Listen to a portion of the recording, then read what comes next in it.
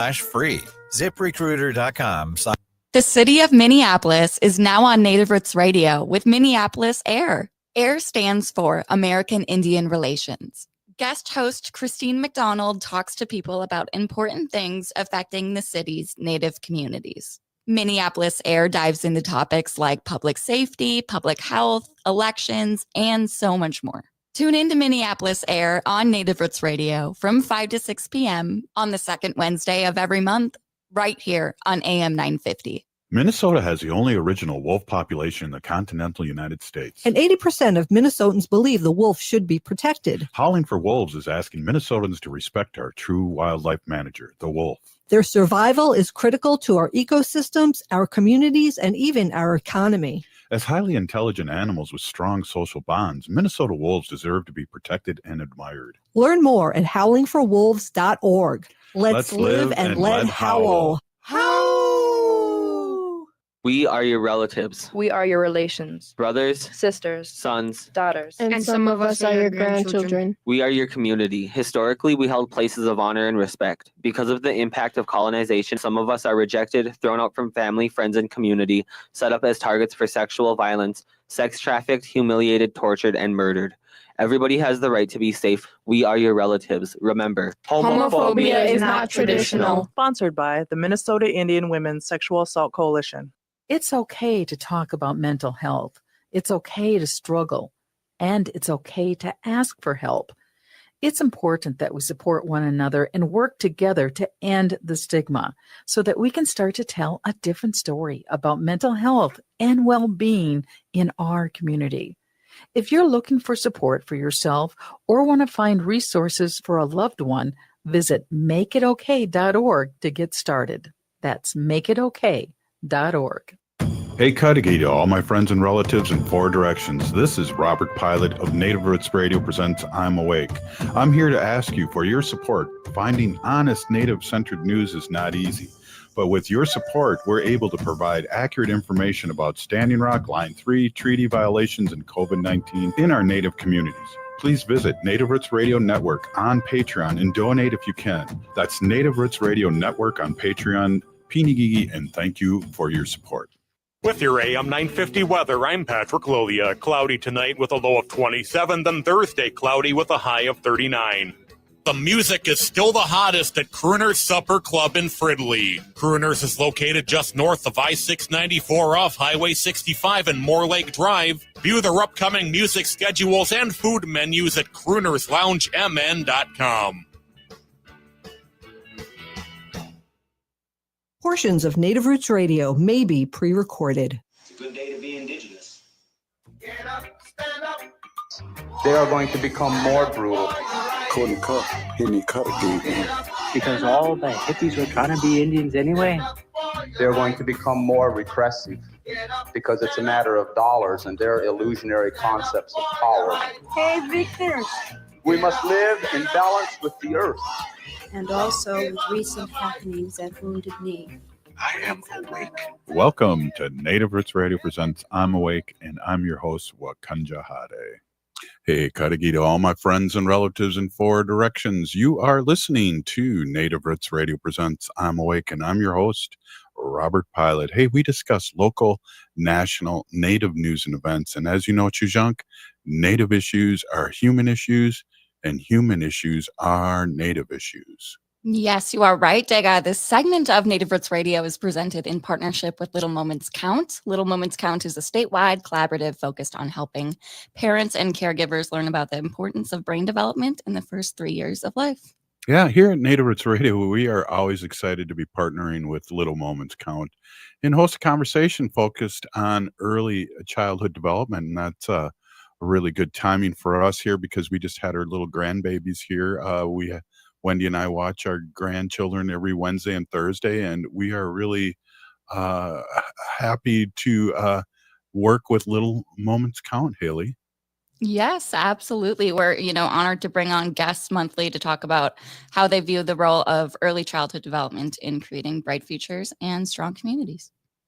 Hey, we have our friend Barb Fabre, and she's CEO of Indigenous Visioning and a White Earth Ojibwe member. And we are always excited to have Barb on. And Barb, are you there? I don't see her.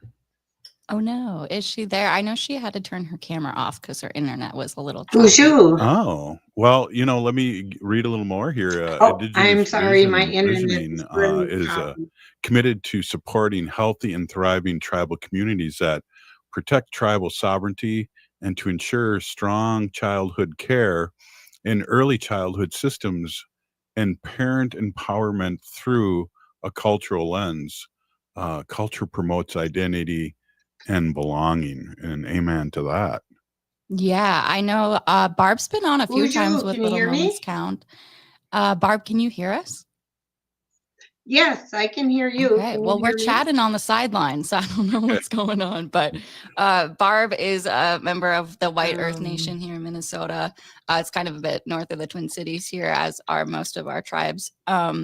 We cannot hear you, Barb. I'm not sure. Maybe check out your settings there. But I know Barb is the CEO of Indigenous Visioning and the nonprofit All Nations Rise. And they have a really popular item in their toolkit, which they're expanding to other communities across Turtle Island. And that's the Indigibox. Yeah. Yeah. I love when we talk about that, Haley. I think adults need that, and that's some of us too that need a little brushing up on where we're from and who we are. Sometimes that's always exciting to hear from Barb. Yeah. Little Moments Count. I know you can learn more at littlemomentscount.org. And I think we talk about a lot on the show, like our young ones being our next generation and the ones that we need to pass our knowledge down, pass our stories down to, so that we can continue to be here in our own sovereign way, in our own identities. And Yeah, and just groups. Barb's gonna try and log in and leave and log in. Haley, I want to just switch subjects if you don't mind here. You sent me an article that I saw last night, that there was there was a group of kids on a field trip, and a white lady called the feds on them because she thought they were illegal immigrants. Yeah, that was in Flagstaff, Arizona. I think this happened last Thursday, but I was just seeing about it today. And I actually saw about it on TikTok of all places, right? Where we see a lot of things. But yeah, in Flagstaff, Arizona, there was a large group of tribal kids, I guess, just going on a field trip. And this, I'm going to say white lady because that's public information. And she called the feds on them and said that they were migrant immigrants coming in across the border. And they were actually, Native students are from here, believe it or not. Right, exactly. Hey, there's Barb. Hey, how you doing, Barb? I'm doing great. Sorry about that. Oh, we can't hear you still. Oh, no. We can see you this time.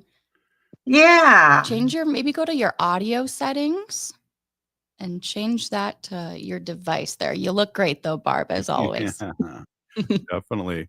Yeah, try and change your audio settings because we can't hear you. So back to that story, that's just how much is this going to happen now that everyone feels like they have issue with brown people that they don't like, and that's just a crazy situation. Yeah, well, I feel like more people are feeling like it's okay to be racist or just like not, I guess, calling in or doing actions that have very damaging repercussions on people. And if you don't know who someone is, I wouldn't make a move like calling the police on them. Yeah, amazing. So how much is this going to be a thing now? Barb, can you hear us? Yes. Oh, well, now we can hear you. Oh, can you? Great. Fabulous. Good thing this isn't a live show. Oh, it is. Oh my gosh. Wait a minute. It is. Yeah. Bonjour. Rose.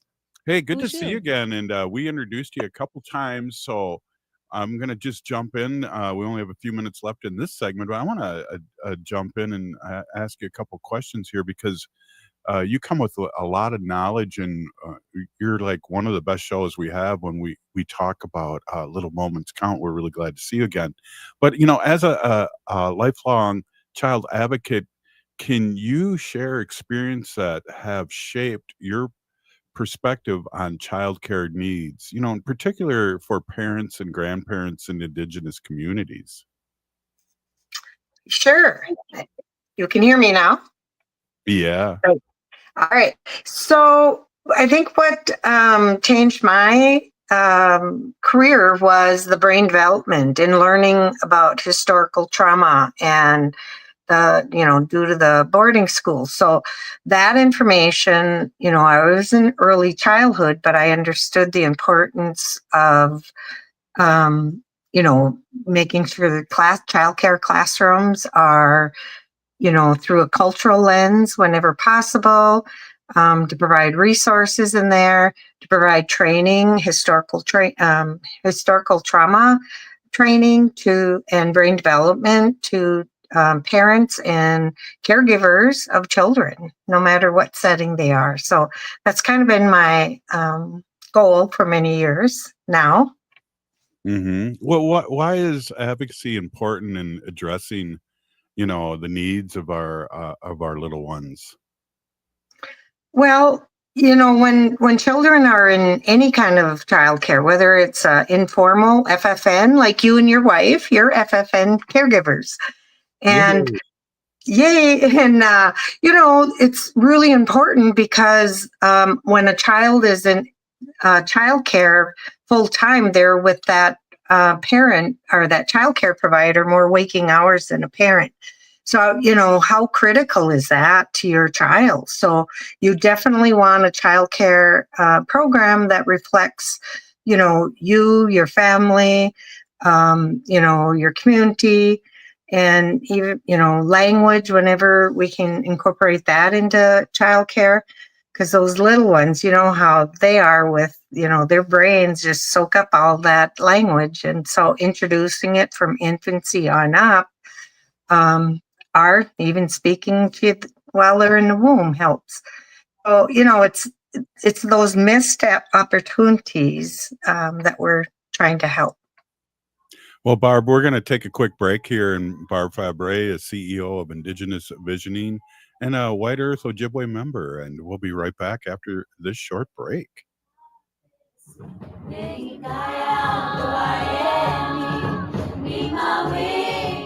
As we age, it's important to invest in our health and to help protect it. Like the flu, COVID-19 is always changing.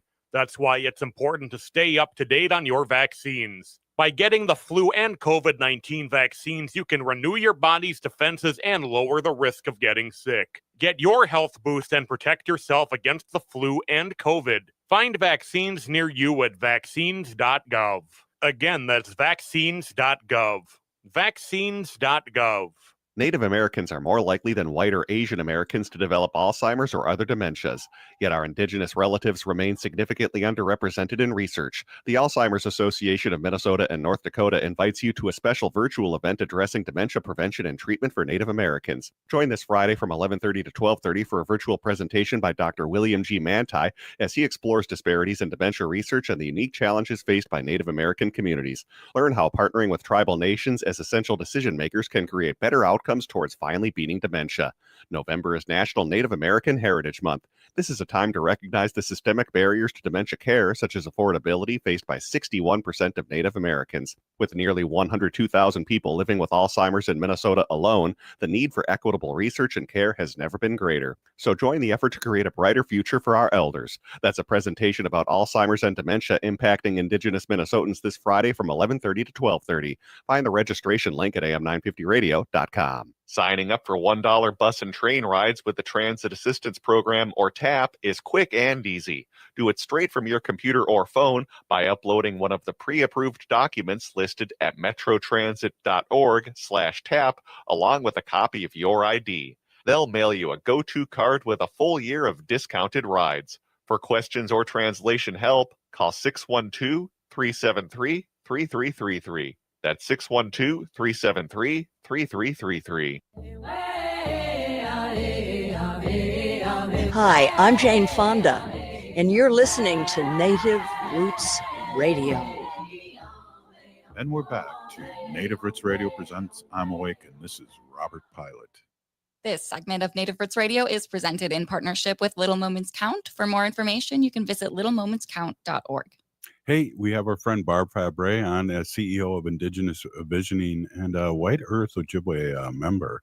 Hey, welcome back, Barb. Really good to see you again. And it's crazy. It's taken me a while, like 36 years or so, to remember how these little brains work on these babies. And every week we see our little twins, Wendy watching them Wednesdays and Thursdays. It's like a whole different person. They're laughing and giggling at me, and I'm not even telling jokes.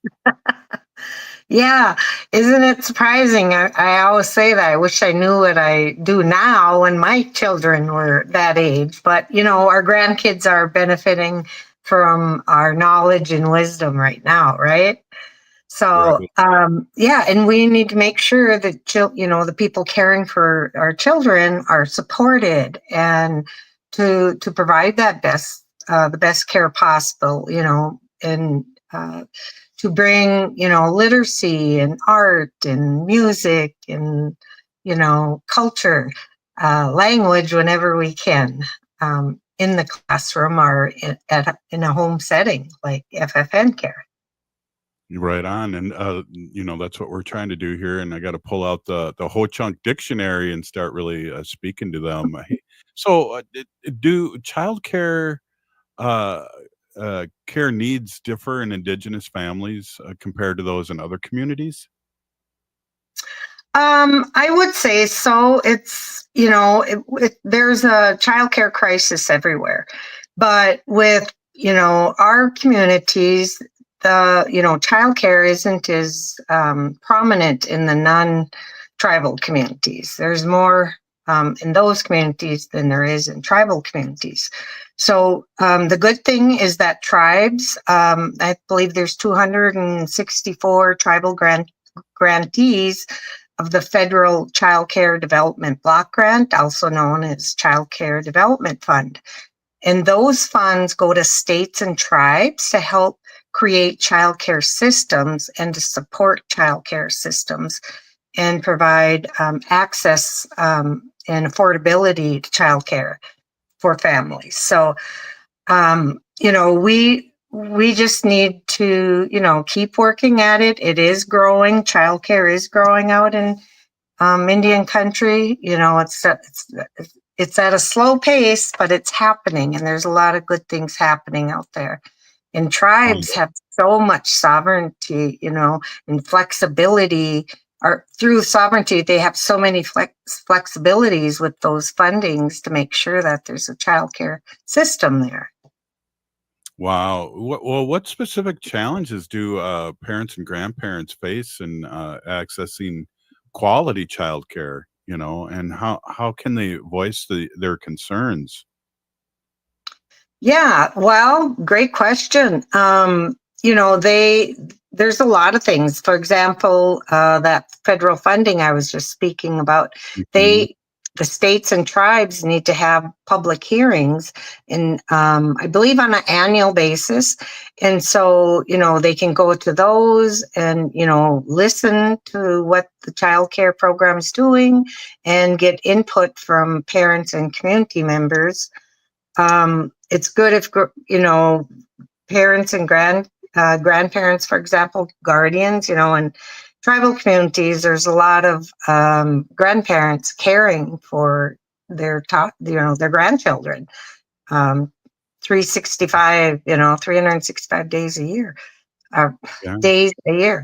Sorry. And so, those parents are really struggling. And so it's just getting them resources and connecting them with local childcare service providers. Yeah. Well, many.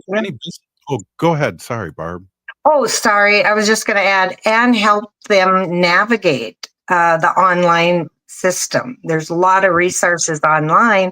But if, they don't have a computer and they're not familiar with the computer, they really need those supports. Yeah, I agree.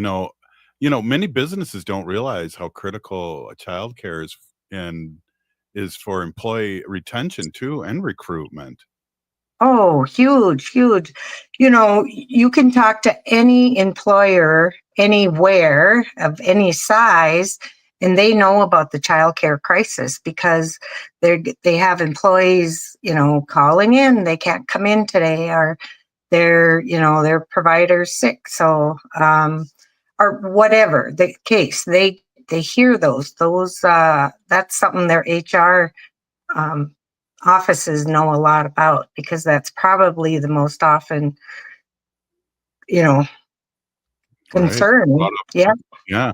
Especially since COVID too, because a lot of people didn't go back right away. And part of it is, am I breaking even on childcare and things like that? So that really makes sense.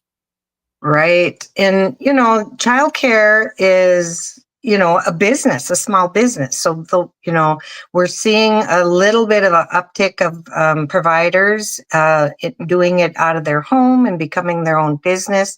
We have, thanks to COVID and all the COVID dollars, there's more childcare centers going up around the country. Fond du Lac just opened a brand new one. Leech Lake did. White Earth. So, those are positive things, and just sharing resources. And I encourage community members to reach out to their local childcare and see what's out there, see what's available, and get involved. Yeah, well, some parents and grandparents have created their own childcare situation. How can we help promote that and those kind of solutions in our community too? Absolutely. And there's those federal dollars, those are provided to help, anybody get into the childcare business, or to help parents pay for childcare. It also funds quality to make sure, training. So, those funds are really critical to our communities. And that's, I just encourage people to find, if you're a tribal member, go to the tribe and ask, who and what, and go visit them. If you're a county, same thing. Who's providing childcare at the county level, and develop that relationship. Whether you're a business person with staff, or you're a parent or guardian looking for childcare and how to pay for it, or if you want to become licensed, lots of resources out there. That's awesome. So, a lot of people struggle because of the distance too of the childcare. Maybe it's the opposite way where their work is, or, in the rural area, it's hundreds and hundreds of miles away at times. How can we support that, and how can we advocate for that? Well, it's again getting, if you're in a tribal community, talking to your tribal childcare program and your tribal leaders about, the tribe doing their own tribal licensing of family childcare providers, or licensing a center. So it's culturally relevant. It's monitored by the tribe, and it's likely local people, and so childcare can be started up just about anywhere, as long as the home can meet licensing, which is not hard. It sounds a little scary, but it really isn't. And the licensors, especially tribal ones that I know, really work with that childcare, that person, to help them get their home ready for childcare. So it's not no, it's not good. They've got resources to help meet all the licensing requirements. So it's things like that. Finding, a building, having a co-op of childcare providers sharing a building. I mean, there's so many different types of childcare now because of the need.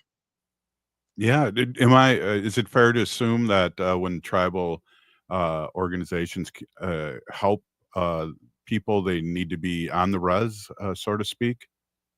Or can they be urban Indians too? Or Uh, Unfortunately, the way the Child Care Development Block Grant is for tribes, it says they can only go up to 35 miles off their reservation borderline. And it's not in statute. So this is a government ruling. And, I think tribes should be allowed to help their members down in an urban setting like Minneapolis. There's, thousands, 800,000 is the last time I heard, count down there. And that was quite a few years ago. So, and if a lot more, and as far as I know, down there's 5 tribal early childhood programs to serve all those 800,000, tribal people living down there. So without those resources, it's harder. It's harder. And so I think tribes should be allowed, and tribal leaders can talk to, during tribal and state consultations or tribal and federal consultations, talk to them about it and see why that's in there, because it's not in statute. So, and then they too have public hearings on that federal law, so people can get involved. You can get National Congress American Indians. Just really talking about it is what needs to happen right now. Well, Barb, I want to just say a big peeny giggy thank you so much for coming on. And I was excited when I heard you were going to be the guest, because you always bring such great knowledge to our listeners. And we appreciate you here on Native Roots Radio. Oh, miigwech, same here. Gigawabaman. We'll see you soon. Thank you. Hey, We'll be right back. This is Native Roots Radio. Programming on Native Roots Radio is supported in part by MNsure. Looking for health insurance, but not sure where to start? MNsure has you covered. You can find discounts, compare private health plans, and see if you qualify for free or low-cost insurance. Plus, get help from an expert so you save on the coverage you need. Enroll online by December 18th for coverage starting January 1st. Get started today at mnsure.org. That's mnsure.org. Getting bus and train information in your language just got easier. Customers who call Metro Transit at 612-373-3333, again 612-373-3333, are able to select language options at the start of the call. To access information in Spanish, select option 2. For more information about other transit information tools, visit metrotransit.org/Spanish. That's metrotransit.org/Spanish. It's okay to talk about mental health. It's okay to struggle. And it's okay to ask for help. It's important that we support one another and work together to end the stigma so that we can start to tell a different story about mental health and well-being in our community. If you're looking for support for yourself or want to find resources for a loved one, visit makeitokay.org to get started. That's makeitokay.org. Native Americans are more likely than white or Asian Americans to develop Alzheimer's or other dementias, yet our Indigenous relatives remain significantly underrepresented in research. The Alzheimer's Association of Minnesota and North Dakota invites you to a special virtual event addressing dementia prevention and treatment for Native Americans. Join this Friday from 11:30 to 12:30 for a virtual presentation by Dr. William G. Manti as he explores disparities in dementia research and the unique challenges faced by Native American communities. Learn how partnering with tribal nations as essential decision makers can create better outcomes towards finally beating dementia. November is National Native American Heritage Month. This is a time to recognize the systemic barriers to dementia care, such as affordability, faced by 61% of Native Americans. With nearly 102,000 people living with Alzheimer's in Minnesota alone, the need for equitable research and care has never been greater. So join the effort to create a brighter future for our elders. That's a presentation about Alzheimer's and dementia impacting Indigenous Minnesotans this Friday from 11:30 to 12:30. Find the registration link at am950radio.com. Thinking about college? Consider checking out Minnesota Private Colleges. These 18 nonprofit institutions keep the focus on students with small classes and professors who will get to know you. You'll find students from all backgrounds, and no two colleges are alike. And when it comes to cost, they're more affordable than you think. Find the college that's right for you at mnprivatecolleges.org/possible. That's mnprivatecolleges.org/possible. Step into the world of movement and native culture at Nimiwin, now showing at All My Relations Arts. Nimiwin is translated as Everyone Dance. This moving multimedia exhibition, curated by Josie Hoffman, delves into the connection between movement and identity, drawing inspiration from dance and powwow traditions. It showcases the work of Indigenous artists from Minnesota, emphasizing the fluidity of movement in our bodies, land, and community. Witness Nimiwin and its powerful expression on Indigenous art, on display now through January 18th at All My Relations Arts in Minneapolis. With your AM 950 weather, I'm Patrick Lolia. Cloudy tonight with a low of 27, then Thursday cloudy with a high of 39.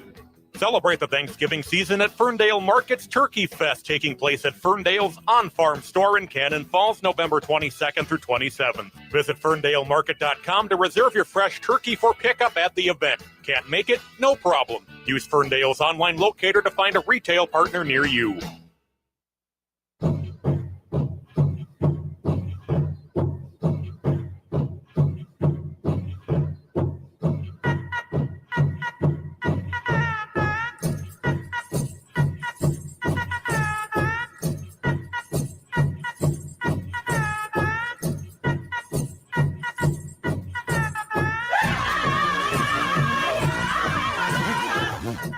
Welcome back to Native Roots Radio Presents I'm Awake, and this is Robert Pilot.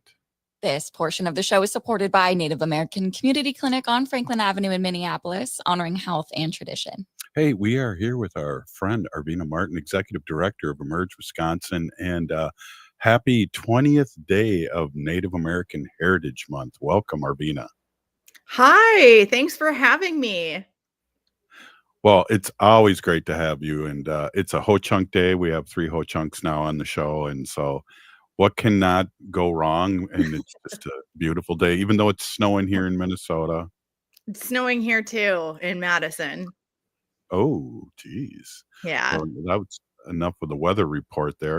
Hey, so yesterday was Red Shawl Day. Did you do anything? Did you wear a red shawl? Did you go to any things going on?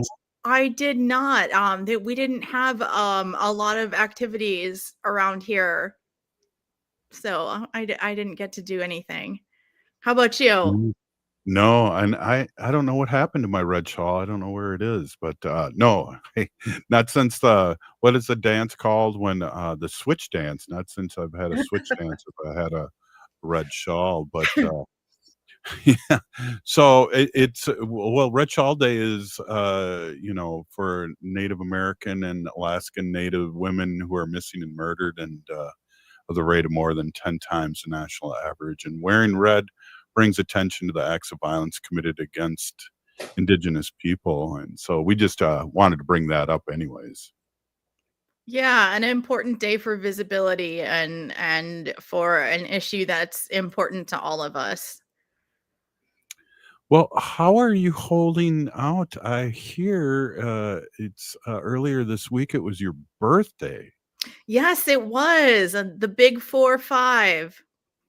What? Yeah. No way. Yep. Sure am. Well, happy birthday. Really?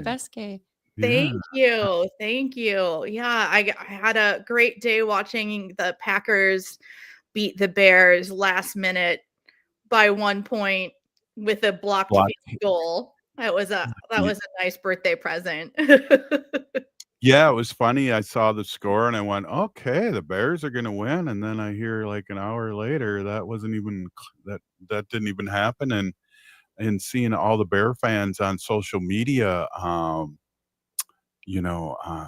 just saying things like we do here in Minnesota when it comes to like, oh, we're terrible, and we're terrible and we're never going to win. And it sounded like a bunch of Minnesota whiners, but they were Chicago whiners. Chicago whiners. Yeah. And they, I guess the last time that, the Bears beat the Packers was in 2018. So it's been a while. And yeah, the joke on that I've seen on social media is that Aaron Rodgers passed his ownership of the Bears to Jordan Love. So Now Jordan Love owns the Bears. Wow, that's great. Hey, today is Transgender Day and of Remembrance, and today honors the memory of the transgender people whose lives were lost in acts of anti-transgender violence. And we just want to mention that. And I know in Madison, there's a big community. And of course, here in the Twin Cities, we just got to mention that. Yeah, especially, going into a new presidential administration that seems to be vastly different than the current one. And, we need to stand with our trans siblings and make sure that the rights that we all have are rights that they are being afforded as well. Making sure that they can, use the bathroom where they feel safest, where, be able to change their names and the markers that they need and be provided care. There's just so much at stake, and we need to make sure that we are looking out for our trans siblings. Well, I feel personally rejuvenated now and ready to go. And I am going to be dropping Twitter or X, and I'm on this app called Blue Sky, and I saw somebody named Arvina Martin on there. I tried to friend. Yeah, I made the switch over to Blue. Actually, I had a Blue Sky account for a while, but didn't use it very much, or just to read things, not necessarily to post. And now I'm moving over there too. I feel icky using Twitter. I have not gone on in quite a while. So it's time. I'm glad that people are moving to different platforms, and Blue Sky seems pretty cool so far. I also like Threads as well for a similar kind of Twitter-esque feel.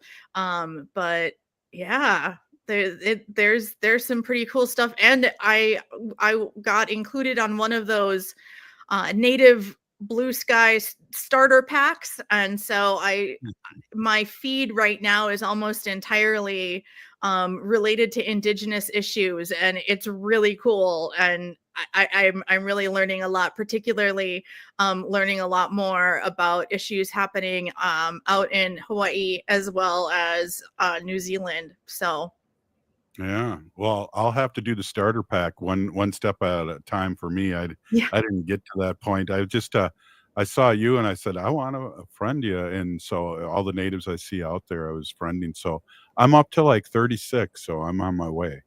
excellent. Haley, are you on Blue Sky? No, unfortunately, I've spent so much time kind of creating my own X or Twitter algorithm. Mine's still pretty funny. I don't use it, like I don't post on there, but it's probably the platform I use the least for sure. Yeah, definitely. Well, a new time's coming, and we have a lot of things to talk about, like the cabinet appointments. I know we get a lot of good information from you, Arvina, about that, and it's been hard for me to look at the mass media now because the weird stuff like the Morning Joe is having President Trump on there, and I'm just going, it's an upside down world even more. Yeah, I was disappointed hearing about Joe and Mika from Morning Joe going to meet with Trump. That's wild. But I guess you never know what you're going to do in somebody else's shoes, I suppose. But these cabinet appointments have been pretty off the wall, and you're seeing even conservative people be like why Dr. Oz for like Medicaid and Medicare, it's just like somebody said you can't get an appointment to the cabinet without having been on TV, because so many of his folks or his appointments are people that have been on, say, Fox News or other similar channels. Oh my gosh. Well, it's like almost like the Democrats should almost vote these guys in and let it burn. My goodness. It's like, show it. Like Matt Gaetz. Oh Lord. He went directly from law school and being a lawyer, never litigating on anything, right into politics. So how could he even be attorney general, not to even mention about what he's got up against him with all this pedophile stuff with young girls? Yeah, absolutely. And it's scary to think that we may not see what that report says.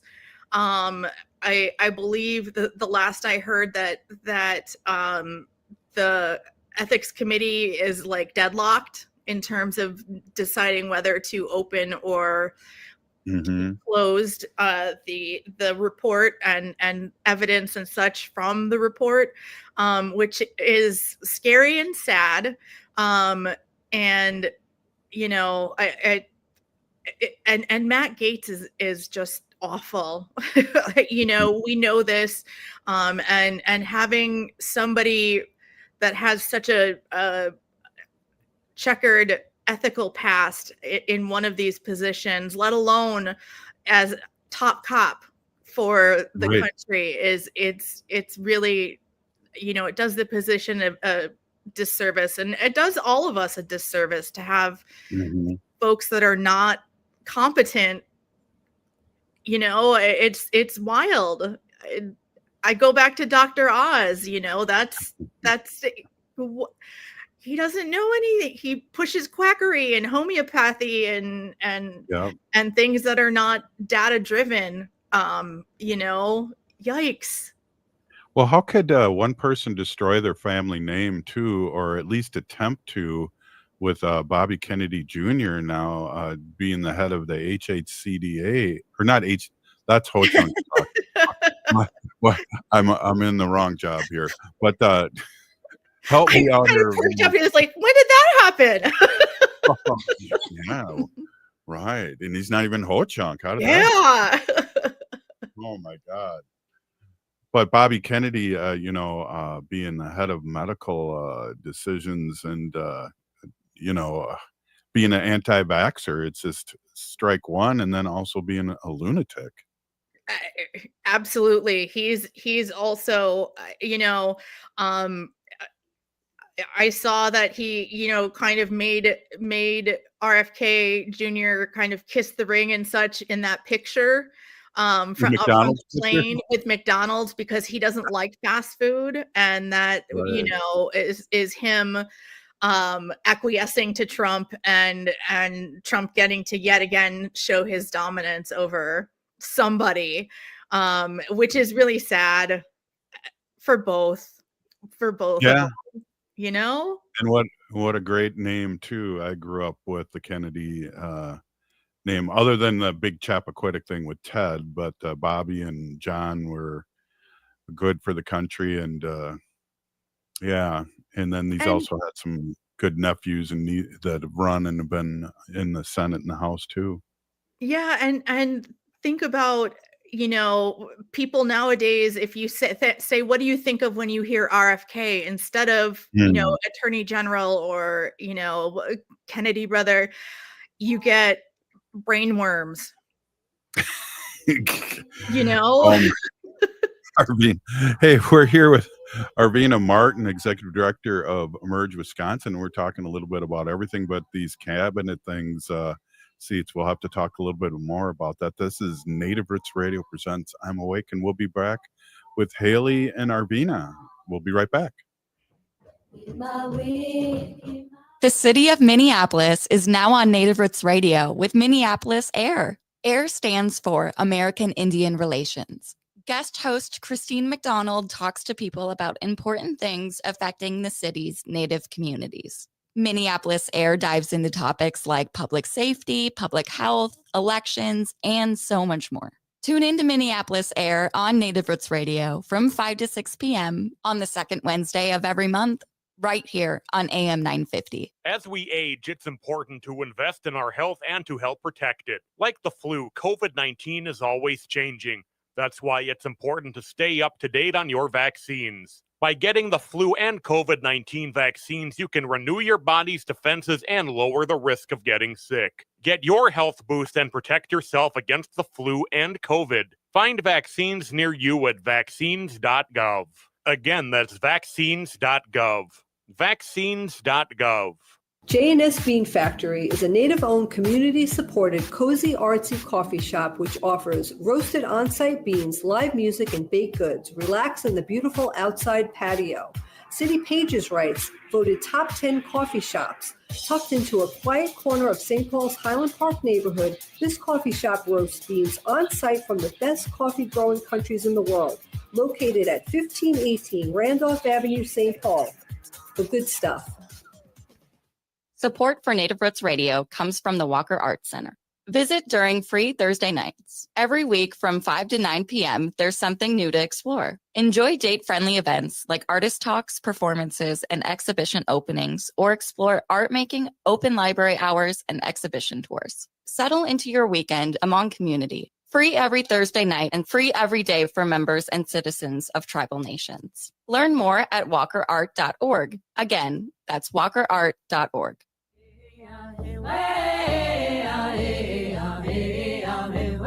Hi, this is Governor Walls. Thank you for listening to Native Roots Radio. And we're back to Native Roots Radio presents I'm Awake, and this is Robert Pilot.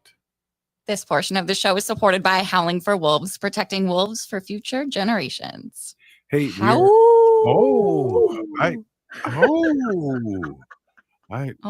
did I blow that, Haley, or what? I think you forgot. Let me just, I was There just you reading go. our show notes here, and I got out of control here. That's okay. Phew. Hey, we're here with Arvina Martin and Executive Director of Emerge Wisconsin, and we're talking about cabinets. But I want to just mention a quick thing before we get back into that, and that's we happen to have talking to the president of Stockbridge Muncie yesterday, and what a great leader she is. And it was great to have her on, and I haven't seen Shannon in a while, and it was really fun to catch up. But we have a lot of great tribal leaders, and thank goodness for that. Yeah, Shannon has been a really effective leader in Stockbridge Muncie. I'm Stockbridge Muncie through my dad's side. And so, she has done so much for the Stockbridge community, and is really a strong voice for her constituents, for the folks that she serves. She gives her all, and it's really exciting to me to see such a dynamic young Native woman leader, in the rooms making decisions. I'm a fan, if you can't tell. Well, so am I, and I didn't realize there was a couple things that it sounded like there's only a 2-year term, and she's been reelected 5 times. She's been president for 10 years, which blew my mind, those 2 things. Yeah, I mean, I guess when your ho-chunk and your president changes every term, we're not used to more of the same longevity. But I think that having someone in office that knows what they're doing and having that kind of continuity is really, really great, and leads to so much. That the longer that you are in that particular position, the better you are at it. I mean, in theory. So, there's plenty of people that coast, but, you'd think that they would be the most efficient and in terms of getting things done, working with other people, all the qualities that you want to have in a leader, they're able to hone during their time. Yeah. And it's a good time to have good leaders, because we're going to be dealing with Project 2025, and to be able to keep our sovereignty and stay on top of things and not fall asleep behind the wheel. So it's red alert time for a lot of people, including tribal nations. Yeah, absolutely. I mean, I was looking earlier at the potential nominee for the Department of Interior, and it looks like he wants to appoint Doug Burgum, who's the governor of North Dakota. And it sounds like we have, there are like all of these like atrocious nominees, and it sounds like maybe this one might not be so bad. It sounds like since he, is from North Dakota, that he has familiarity with tribes and tribal sovereignty, and fingers crossed, that he kind of keeps working that, as opposed to whatever fresh hell is in Project 2025. I know I tried to look up things that would have to do with tribes, and there was like we were not in there, as far as I could see. I don't know if anybody else has tried to do the deep dive and see what Yeah. cobble something together, but I haven't seen anything. Yeah, I'll have to send you that. I got some pages and some paragraphs to send you. It is red alert, but also too, when you talk about the Dakotas, I hear Kristi Noem's name mentioned, and she's been like exiled from 11 tribes she can't come on in her state. So, wow. I mean, maybe we need to start using these tools that we have, like banishment. Maybe we need to start using them more often, because I could see her getting an interior nod as well. But if you're banned from all of the tribal communities that you already represent, how you're going to make it 570, however many tribal communities there are in the United States, get banished from all of them. So, Well, and close the borders, which is interesting. In Dakotas, they tried to, and I know some of our friends too down south were able to during COVID close the borders. oh, that's interesting, and tribes having that kind of ability through their sovereignty to be able to enforce borders and such. It'll be interesting to see how that relationship develops between the federal government and tribes, particularly for tribes that are near borders or on borders. What anything that has to do with this guy, this next incoming guy, I know that I can't I don't want to anticipate what he's going to do, because somehow he always ends up doing something worse than I anticipate. So Well, we were able to state-wise with our attorney generals, a lot of them block a lot of his bad legislation in round one, and hopefully, I know we're revved up here with our attorney general, Keith Ellison is talking about that openly, and I appreciate his candor in that they were able to stop quite a few things the first time around. I mean, we need to be looking at all the tools in our collective toolbox, and making sure that we're utilizing the judicial branch in terms of vetting these rules or these laws that are they're attempting to pass, so that we can really like weed out the ones that are the most dangerous and the ones that are going to do the most harm to so many people. And so absolutely judicial action, prosecuting, suing, like that's another tool in that toolbox, and we should use all the tools that we can, because just the stakes are so high. Well, and again, our Haley and I earlier in the show were talking about, Haley, you want to bring that up, where we had some